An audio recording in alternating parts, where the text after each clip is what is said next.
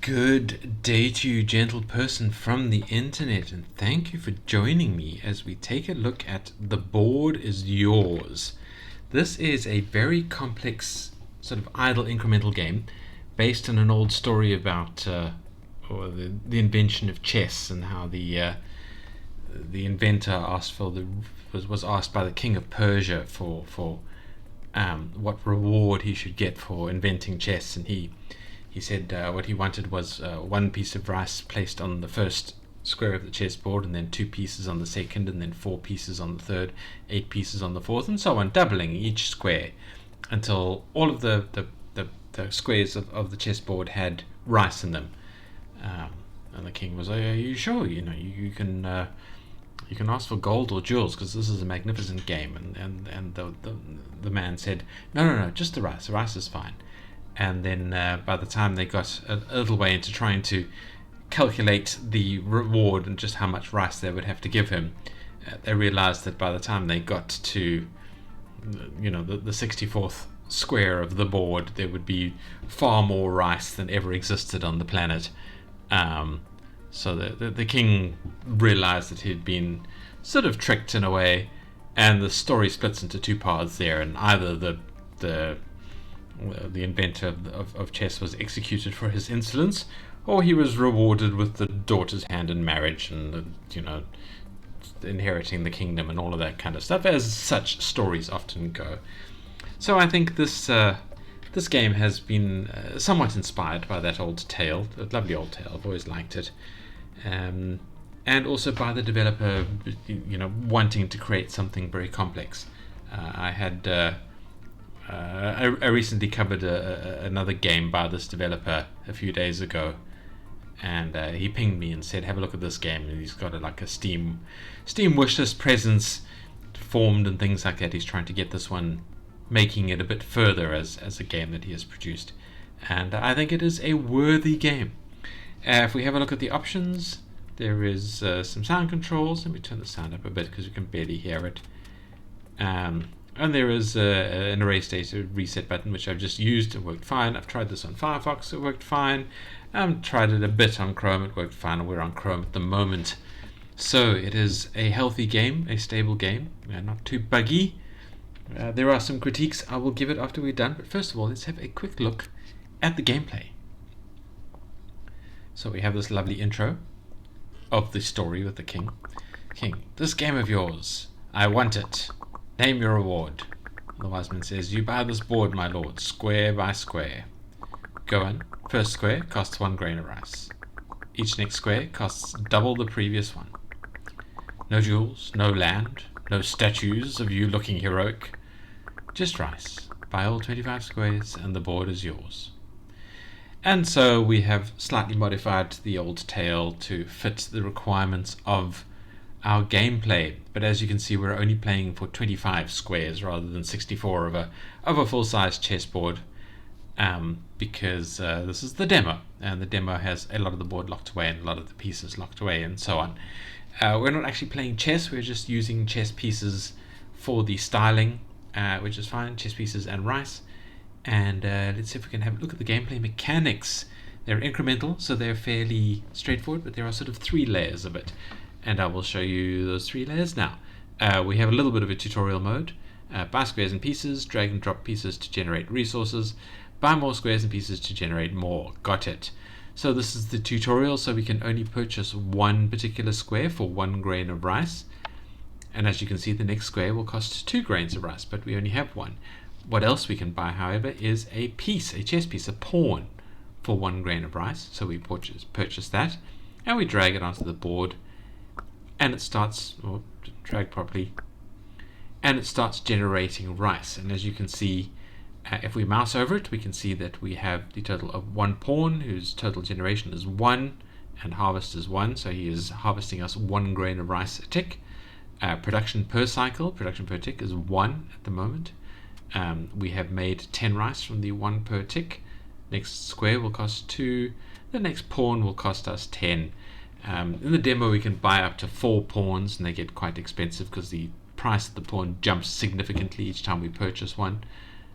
In fact, let's just purchase another pawn. You can see it immediately jumps all the way up to 500 for the third pawn, and then we will get access to other pieces as well as we gain more rice as our currency. So there will be a knight, a rook, and a bishop, and those will be, I suppose, just for the demo. I imagine the full game will have more pieces. As you can see, this is our chessboard of 5 by 5 squares, so 25 in total, and you can see that there's a lot more chessboard with those bits all locked away. So let's purchase another block. Let us place our pawn there, and now the complexity starts becoming evident. So two pieces controlling a shared square will both produce on that square and harvest on that square. As the core mechanic to increase your production. Right, so what does that mean? Okay, if we mouse over the pawn here, we can see that there are colored squares around him. There is the square he is standing on, which is yellow, and the one in front of him, which is yellow. And those are his control squares that are just control squares. So for every one of those squares that are available, he will make 1 point of rice. So assuming this other pawn is not here, this pawn will make 1 point of rice for this square, this one, and this one, and this one if they were unlocked. In fact, let's unlock them while we're here. So yeah, this is what this is saying. Pieces produce rice on each square they control, so all of the yellow squares, and then they harvest what they produced. So you get 1 piece of rice per square that you control just to start off with. And now there are upgrades and other attributes and things that increase that, because we need to make a lot of rice to be able to buy all 25 squares. And this is where the gameplay mechanism goes. So this guy is producing there, and there, but this one is also producing there, and he would be producing there, and there if those squares were purchased, which we'll purchase in a minute. But because this one and this one both share this square underneath here, that's why there is +2 here. He is producing +2, and this one is producing +5. So 1, 2, 3 for those 3 squares, and then 4, 5 for this shared square over here, because the square is now worth the value of 2. And I hope that makes sense, because that is the base mechanic. Your pieces produce based on the squares that they have available to them, based on where they are on the board, and there are multiples if squares are shared. Now, if we mouse over it, we also see that the sort of middle left and middle right squares are red, and that is an upgrade. So when we upgrade one of the meta-analysis layers, which we'll have a look in a moment, our pawns get upgraded, and any other unit that is on these squares gets a boost to their production. So not only do they get a boost from being on a pawn control square, but they also get a boost from being on a pawn's kind of, I think it's called the defense square. They're aided by the pawn there, and they get like a +5 or something like that, depending on the upgrade level. Yes, so that's the 2 layers. You have your basic layer of the pieces being placed on the board and how they affect each other, and then you have the layer of the upgrades, which we have unlocked and we can have a look at. So there's the production factor here. So now at the moment the pawns are producing 1 on each of their squares. So if we click this, they will then produce 2, and it'll be 4 on this square because of the way the square is being shared. So 2 from that pawn, 2 from that pawn. So he's now making 10, 2, 4, 6, and then 4 here. It's 10, and this one is only making 4. So the 2 for being on here and the 2 for sharing this with the other pawn. I hope all that makes sense. It took me a little bit to understand that, to figure it out, even with the tutorial. And it is a fairly complex mechanism, and obviously the upgrades affect it as well. Now, this upgrade here is the efficiency estimator. It tells you how efficiently you've laid your items out on the board, and if you get a certain number of squares that you've purchased, it breaks and it sort of goes into an error state. And says it can't do it anymore. I don't really like the efficiency estimator. I don't think it's particularly useful. It doesn't tell you how to be more efficient or anything like that. It just sort of says, oh, this is how efficient I think you are. Yeah, I don't like it. I only purchase it to try and get rid of the item on the upgrades thing. I wish you could hide it or something like that. Yeah, I mean it's there. I can get the the value of it, but it is a bit arbitrary. So obviously this is the production per cycle of 14 with these guys. Now, the next thing that we need to look at, the third layer, is this meta analysis. So if we purchase this for 250 rice, you can see we now have a bar that is slowly increasing. And this is the roguelite or roguelike element. When this increases all the way through, we will get a meta point. And then at that point, we'll be able to click on the meta-analysis button, and the board will be reset, and we'll grow into a separate upgrade tree that will give us some upgrades, and we start again from the beginning. But obviously, in the roguelike/roguelite process, we will have boosts and things that we have purchased from the meta-analysis that we carry between resets. That'll help things go a little bit faster and reach a little bit further, and all that kind of stuff. Yeah, so let's buy some more squares while we can. As you can see, it doubles every time we purchase a square. We're now up to 128, and the amount goes up pretty quickly. Let's buy another layer of 3, shall we? It says you can put pieces anywhere you want. We've still got a little bit of tutorial, so we can move this one here if we wanted, and purchase that. Alright, so now the next square will cost us 1,000, so that's quite a lot. But we can purchase a knight here. Let's put him down here, and he is now gaining from that square and that square, sharing it with these guys, so we're getting some more resources from him there, and we'll be getting a bishop soon. But yeah, so that's the kind of stuff where we now have to figure out how to lay the units out on the amount of board that we have available to maximize the rice income. That's the game goal as it is. And essentially the last thing I just want to show you is the meta-analysis page. So we're just waiting for that to go up, and we can jump through to it shortly. Let's boost the production factor. Again, this price increases rapidly, and that's really where the gameplay challenge is. So things get very more expensive very quickly, and you have to kind of keep buying them to be able to afford those jumps. All right. So now we're going to click on the meta-analysis button here. It just tells us about the meta-analysis. Tells us about the fact that the more points we have, the slower this bar increases. So you'll see if you've got 0, this will be green, and it'll increase quite quickly. We have 1 point, so it slows down to the normal speed. If we have 2 points, it'll slow down to 50%. 3 points, this will be red, and it'll be on 33% rate of increase. So yeah, you want to spend your meta-analysis points fairly quickly to accelerate the whole growth as far as you can. So reset the current progress on the board. We can purchase some meta talents. So we are given 2 talents on the left. So we are given automatically this quick start. So we start with a little bit of rice when we start our new round.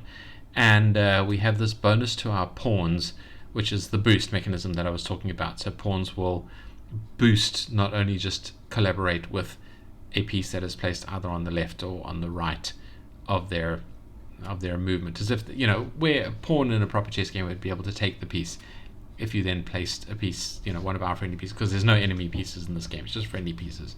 If you place the friendly piece there, the pawn will boost it because it is quote unquote defending it. And then on the right we have unlockable perks. We have to spend 3 meta points to unlock the next layer of perks, and as you can see there are 3 items here to buy.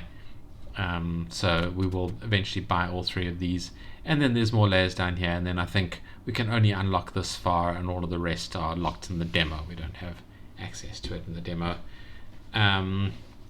So which one are we going to pick?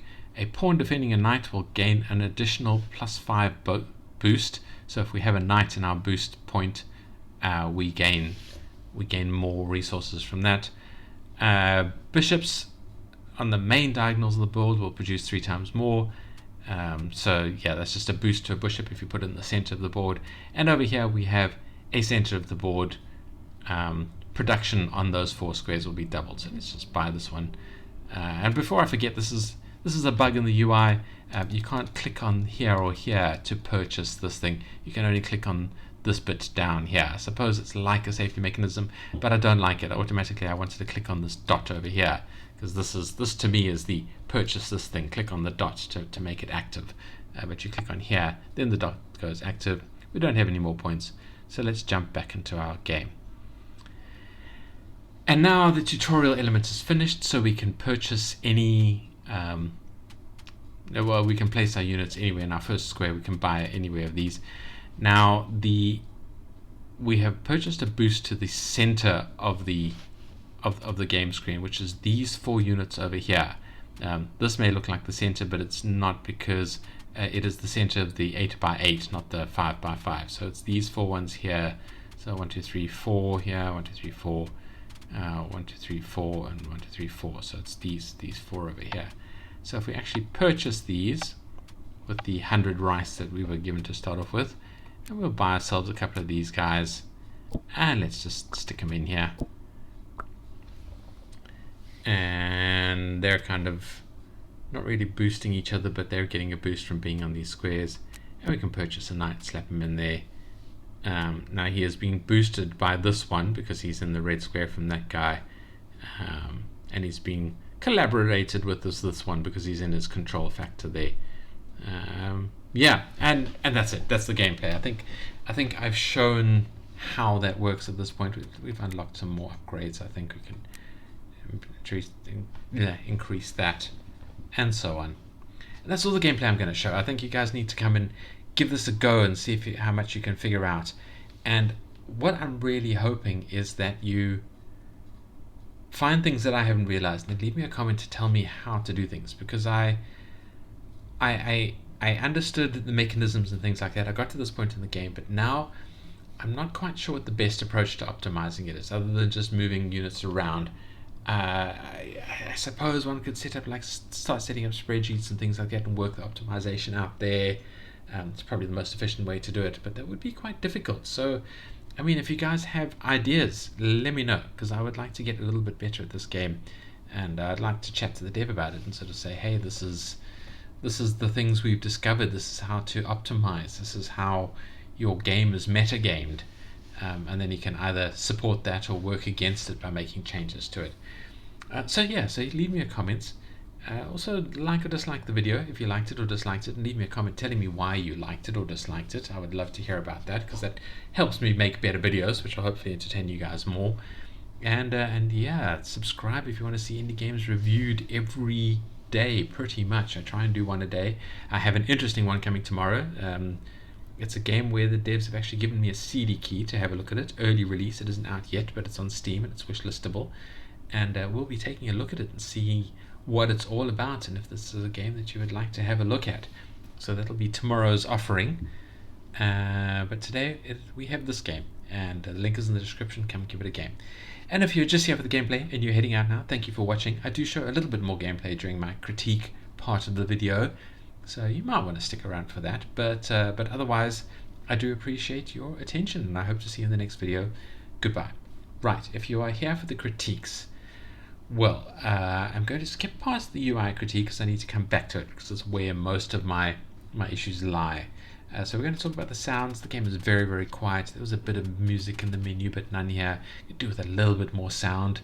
Again, this is just the sort of the demo. There might be more in the full game, but I think this is missing some kind of very laid-back background music and all of that kind of stuff. I think it does need more sound. Yeah, the artwork, I think the game looks quite pretty. I have no idea if this is like AR art or anything like that. Even if it is, I think it's minimal enough and kind of practical enough that it is possibly the correct implementation of AR art. I don't know. I don't even know if that is such a thing. But I mean, hey, it works. It's fine. Yeah, I think the art is entirely acceptable, would be the way I put it. I don't think it's fantastic. I don't feel overwhelmed by how pretty it is.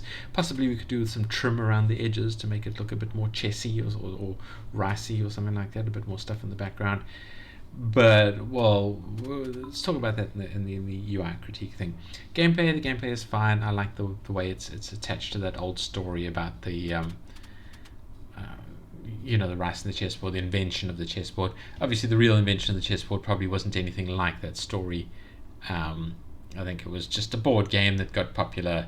It was in Persia, I believe, or that part of the world is where chess came from, which is now sort of Iran, Iraq, that part of the world. It used to be Persia, Turkey. I think Turkey is Persia was a chunk of Turkey, a little bit of Greece, all of that kind of thing. The Persian Empire back in the day produced chess, and now it is this hugely popular, massive game that everybody loves.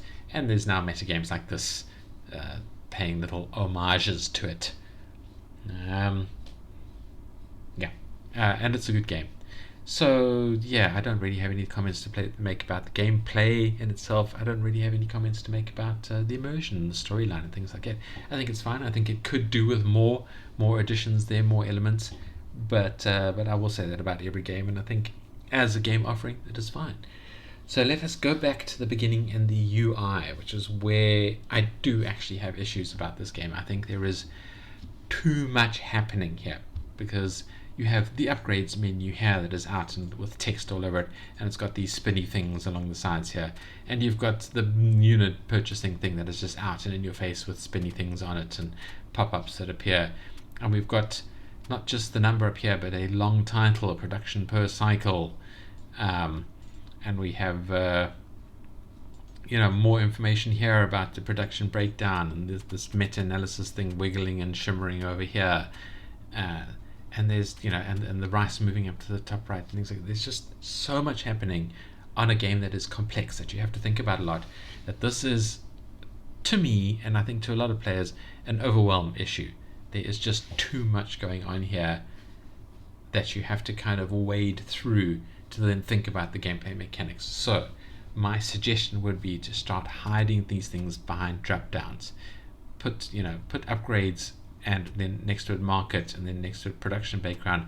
Make them menus that you can drop down or hide away as much you request. Sort of let the player click on it. This is the main number that you want to see. Put it, I don't know, make it a significant number. Put it bottom central or something like that in a bottom bar over here. Hide these behind skinny upgrades. Just like clean up this UI a lot. I know these little things here will probably be hidden behind because it's just the demo, but even this is cluttered with these little grayed out, like they're supposed to be locks, but they look like sort of egg baskets to me. And then this ABCH and 1 to 8. Why are these numbers here? Why are these letters here? You don't use them in any way. What is this for? Why does it become relevant later? Nothing that I saw made it relevant. So why is that there? That's just more clutter on the screen. Clean up the screen. Why is this spinning? It doesn't need to spin. That is the issue I had, and that is the one thing I would actually call a complaint, is that there's just too much going on here, and I think the game doesn't need that. My strongest recommendation is hide a lot of this away. You don't need it. We're not flying a fighter jet here. You don't need huge amounts of information directly in front of you for you to look at. This tires your brain out, because even when you don't look at the info, a little corner of your mind is picking up all of the data that's coming in through your eyes and going, okay, I don't need to think about this, but it has to sit and look at it, a corner of your subconscious, to remember that it doesn't need to bring it to your attention, and that tires you out. That's why minimalist environments are helpful, and that's why minimalist game UIs are helpful. Get rid of that stuff. Let the player focus on the main bit of the game, and then let it be a click onto a drop-down menu to bring out information that the player then wants in front of him. Because you don't need this there. You can, if there are upgrades that you can purchase, make the upgrades text green to tell the player that yes, there is something that he can do there. Make the market text green in the drop down, the sort of the title of the drop down, to say that there are purchasable things under market, and then just grey when or just white when there's nothing he can afford there. But other than that, hide it away. The player does not need to see it at all times. Doesn't need to have all this activity happening at all times. It's too chaotic and too overwhelming, and I would heartily recommend hiding it away. that is, again, my opinion just as a player who, I don't know, I'm probably not sort of neurotypical, so perhaps this isn't as overwhelming to other people as it is to me. Let me know in the comments if you're absolutely fine with the way this looks, and hopefully the dev will see that, or go to itch.io and let the dev know in his comments, although I obviously prefer you to comment on my video rather than the dev's page. But I mean, yeah, leave that comment and sort of say, hey, no, that's fine, or you agree, too much stuff going on, too much chaos, why is all this information there when we don't need it, all of that kind of stuff. Yeah, that's my recommendation there, and I hope it is helpful, and I hope it makes sense, and I hope that despite that you guys will come and play the game and enjoy the game, because I thoroughly enjoyed it as I was playing through. I didn't get all 25 squares yet. I decided to come and show you guys after playing it for a bit, but I am looking forward to sort of trying to play it through further on, and maybe seeing if these row and column identifiers are valid in some way, or just there to look vaguely chess-like. I don't know. But yeah, thank you, Dev, for making an excellent game. Please tidy up your UI a bit, and please do not stop making this game, because it is a good one, and I think it will be popular once you drag more people in to play it.